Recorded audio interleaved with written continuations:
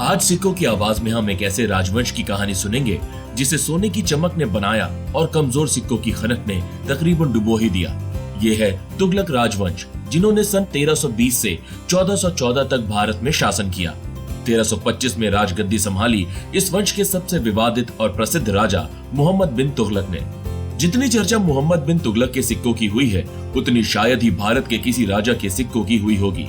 British मुद्रा Shastri Edward Thomas ने मोहम्मद बिन तुगलक को प्रिंस ऑफ मनीयर्स यानी सिक्का चलाने वाले राजाओं में सर्वोच्च राजा भी कहा है। शुरुआत में मोहम्मद बिन तुगलक ने जो सिक्के जारी किए वो उनके पिता गियासुद्दीन द्वारा जारी किए गए सिक्कों जैसे ही थे। इन सिक्कों में अल शहीद लिखा गया था, जिसके द्वारा शहनशाह गियासुद्दीन तुगलक को श्रद्धांजलि दी गई। ये सिक्के चर्चा का विषय बन गए थे, क्योंकि कई लोग ये भी मानते थे कि गियासुद्दीन तुगलक की मृत्यु जिस दुर्घटना में हुई उसके पीछे मोहम्मद बिन तुगलक का हाथ था। 1327 में अर्थव्यवस्था के ढांचे को बदलने के उद्देश्य से 2 और सिक्के जारी हुए, 13 ग्राम का सोने का दिनार और 9.33 ग्राम की चांदी की अदली। उस समय चांदी की कीमत सोने से ज्यादा थी। तुगलक ने सोने और चांदी के सिक्कों का वजन अलग अलग रखकर दोनों की कीमत को एक मानक देने का प्रयास किया। ऐसा करके वो अपने खजाने में रखे सोने की कीमत को स्थिर रखना चाहते थे। तुगलक कितने दूरदर्शी थे, ये चिंता कितनी सही थी, इतिहास ने आने वाले समय में देखा। 19वीं सदी में ब्रिटेन ने भारत से सोने के भाव कपड़े खरीदे और बदले में उन्हें सिलकर चांदी के बदले भारत में वापस भेज दिया। ब्रिटेन में उस समय सोना सस्ता था और चांदी की कीमत ज्यादा थी, मगर तुगलक की प्रजा को सिक्कों का ये गणित 500 साल पहले समझ नहीं आया। अदली और दिनार के साथ किया गया प्रयोग सफल नहीं हुआ। सिक्कों के ये मानक आम जनता की समझ के बाहर थे। चांदी का दाम सोने के बराबर, ये बात उनके गले नहीं उतरी। 7 साल बाद 1334 में दोनों सिक्कों को बाजार से वापस ले लिया गया। उसके बाद मोहम्मद बिन तुगलक ने अपने पिता द्वारा चलाए गए सिक्कों का रूप बदलकर उन्हें फिर बाजार में चलाया। उनके ज्यादातर सिक्कों की हस्तलिपि और ढलाई दिल्ली सल्तनत में इससे पहले जारी किए गए सिक्कों से बेहतर थी।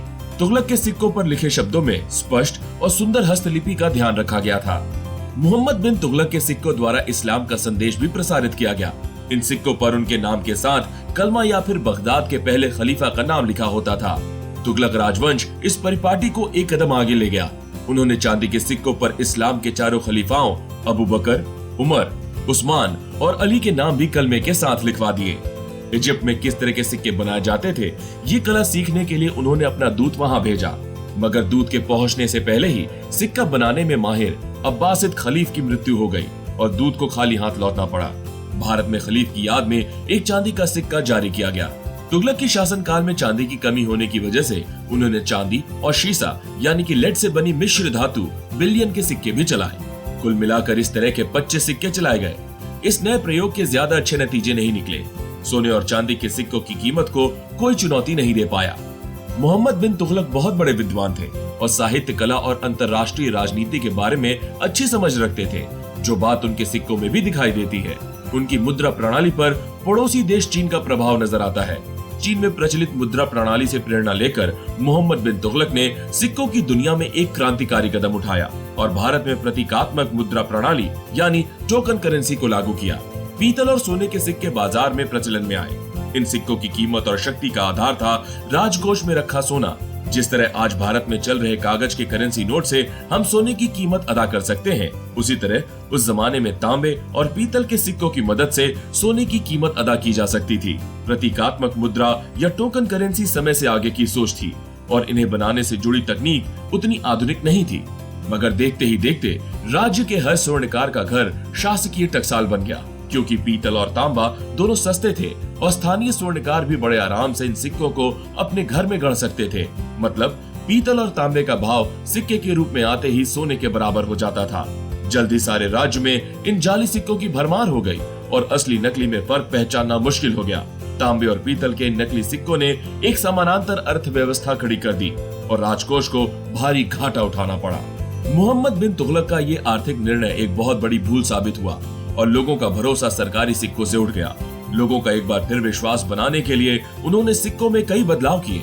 सिक्कों पर शासक की ओर से कुछ ऐसी रिवायतें लिखवाई गईं, जिन पर संदेश अंकित था कि जो शासक की आज्ञा मानता है, दरअसल वो ईश्वर की आज्ञा मानता है। ये संदेश लोगों तक भी पहुँचे, इसके लिए बाद में इन्हें नागरी लिपि में भी लिखा गया, मगर नकली सिक्कों की गणनात्मक शक्ति के आगे हर प्रयोग विफल रहा। अर्थव्यवस्था को संजीवनी देने के लिए तांबे और पीतल के सिक्कों पर रोक लगी। उन्हें सोने और चांदी के सिक्कों के बदले वापस ले लिया गया और देखते ही देखते राजकोष में तांबे और पीतल के सिक्कों का पहाड़ खड़ा हो गया। तुगलक का साम्राज्य उत्तर से दक्षिण तक फैला हुआ था। तुगलक खुद को इस सत्ता के केंद्र में लाना चाहते थे। सिक्कों और अर्थव्यवस्था से संबंधित सारे प्रयोग भी उन्होंने इसी मंशा से किए, मगर ये पूरी तरह असफल रहे।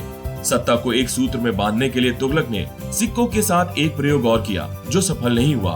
ये प्रयोग था चांदी में टंका जारी करना। अर्थव्यवस्था और कुछ गलत निर्णयों की वजह से तुगलक साम्राज्य कमजोर पड़ गया और तुगलक राजवंश की सीमाओं के साथ ही उनके सिक्कों का दायरा भी सिमटने लगा।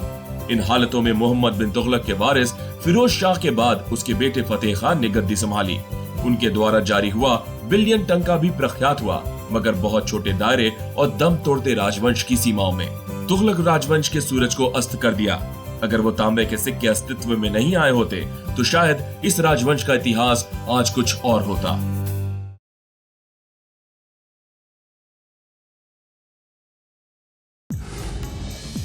Like, share, subscribe and click on the bell icon to never miss an update from Epic.